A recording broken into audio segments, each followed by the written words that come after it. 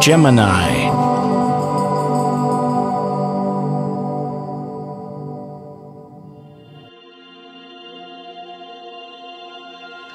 Hello Gemini, this is your forecast for May of 2013, and we have a month here where you're going to be internalizing somewhat. And that's not really the day-to-day thing normally for you guys, because you're always out there talkative and curious and you know, interacting, busy type people. But this month is really going to behoove you in the long run to actually take that look within your planets, most of them here, the Sun, Mercury, Mars, Venus, are all, and the new moon, going through your 12th house. It's time to kind of take that one step back and review what you've been doing since last year this time, okay?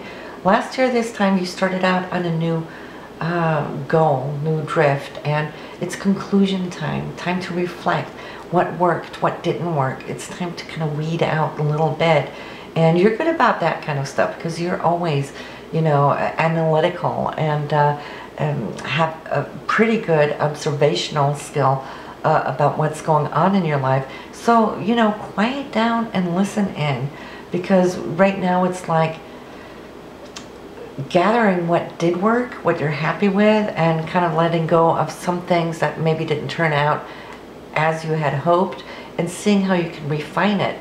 And this is a pretty quick transit. We're only talking about a few weeks here. Then some of these planets are going to move out and into your first house, and you'll be good to go again, and you'll be busy. So especially here in the beginning of the month, Mercury is moving straight into your 12th house, so you will feel the shift just as the month starts. The Sun is already in there, and it's teaming up with Pluto. So on this very first day of May, you may feel a sense of, aha. It's like a light bulb going off. You'll see something. You'll think something where you're going to feel that this is the way, something that's going to empower you. And it's coming from your 8th house. So perhaps it's more like shooting off a thought towards how you can refine, renew, when time is right, how to get higher royalties or commissions, how you can fine-tune it and actually in time harvest more income, which you will probably see here in June, July. So whatever ideas and conceptions that you're going to be getting here, you'll see that flower just in weeks from now. So really try to be creative, especially because here on the 3rd too, Mercury is going to be dancing with Neptune, and Neptune is all about vision, okay? So when you listen, you will see, your inner eye will open up for how you can start thinking really big. Think about Neptune as being with no limits, you know, it has no boundaries. This is why it rules Pisces. There's no limits or boundaries to the ocean, okay? So this is your inner emotions, it's your inner thoughts, you know, your mental inner ocean. Think big, and you will receive big down the road. Don't think short term right here, how to get that money, because that's only going to get you from day to day, week to week, month to month. Think way ahead, think future, months and years down the road even. Because what's coming in here is also a new moon in your 12th house in this very same sector. Now we get that only once a year, but this new moon is different because it's a new moon eclipse, giving it even more magic, even more power, even more accessibility to not just your deeper self, but also your higher self, okay, where that vision can open up. And we have Venus in there, which is going to be moving into your first house a little bit later in the month.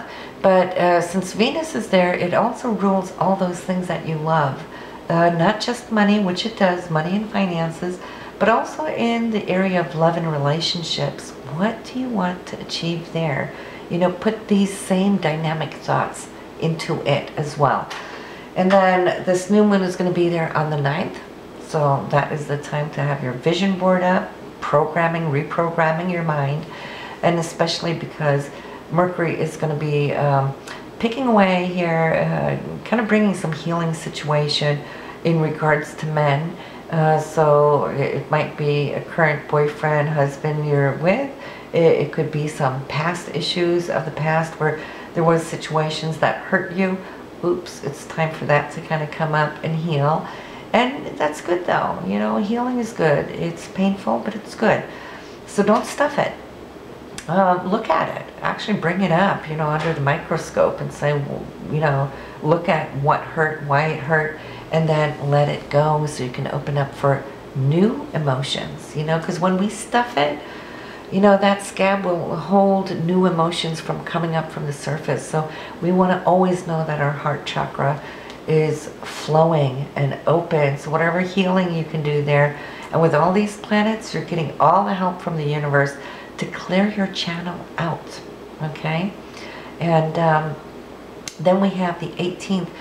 Venus and Uranus is going to spring a surprise on you, and this is from your 12th house and your where's your, yeah, it's first house. Venus has moved into your first house, so it's between you, yourself, you know, your personality, the I am, who you are, and from the 11th house. So probably from circle of friends, something can be offered or given to you that will open up new doors. It could also be gains, where the second house is income streams, 11th house is gains, Venus is money, so you can probably have some unexpected returns on investments, for example, on this day. Whatever it is for you, you will know, because these transits never pass without an oh my god. Okay, but this is a good one because it's a sextile. Then we have on the 20th, the Sun is moving into Gemini, so this will be into your sun sign, so happy birthday. This is for you now a time to shine. It is in your house of self, you know, so you radiate more this time of the year, and it will be there for a whole full month, which you get every year on your solar returns. And it's going to be powerful because it's aligning up just as Uranus and Pluto are kind of like trying to break through. You know, it's like, yes, they are powerful planets, and when they're square, you know, it could be a little difficult. But then again, you know, new things don't come unless something bursts. It's like the seed pod might have an outer, think about a bean, it's so hard, the crust, it's got to burst for that new life to come through. So whatever that is for you, between your 8th house of royalties and commissions and the 11th house for networkings, groups and organizations, there might have been this tug of war for you, you know, especially if you're out there as a journalist, for example, which I know a lot of you are communicators in that field. There might have been so much competition, so much struggle, you know, and it also rules media. If you work in media, that struggle and competition, it might have challenged you, but you know what, when this burst, this crisis come, it's good though, because you have to crack the shell for this new growth to come. So pay attention what's coming from this. Here at the end of the month, we have the full moon on the 24th.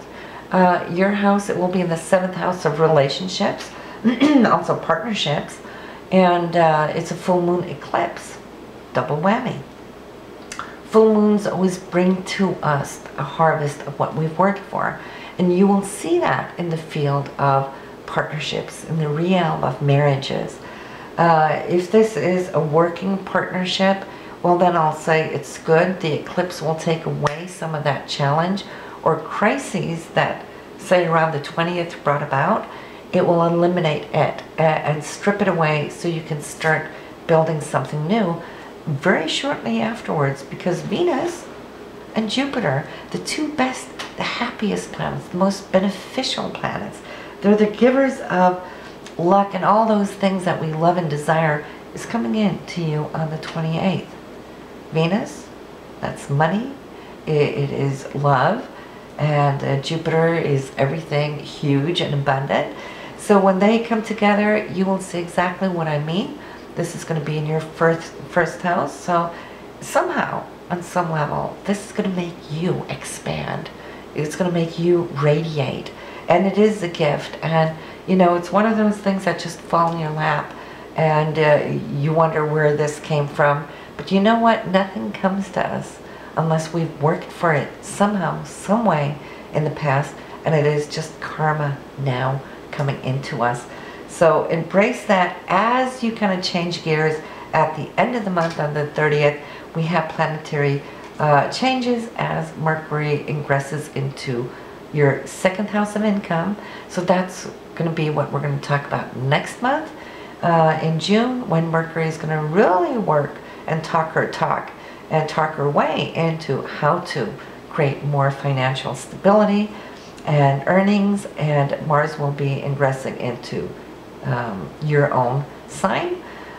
So you will see how your energies from this kind of like internalized month, like I said at the beginning, you're internalizing, you're kind of stripping away what no longer works, and you're dreaming where you want to head. Now you can start putting that into action on May 30th. So I guess that's what I got for you here this month, and I wish you well, Gemini. Listen to your moon sign and your rising sign and that of your significant other, and I'll see you next month.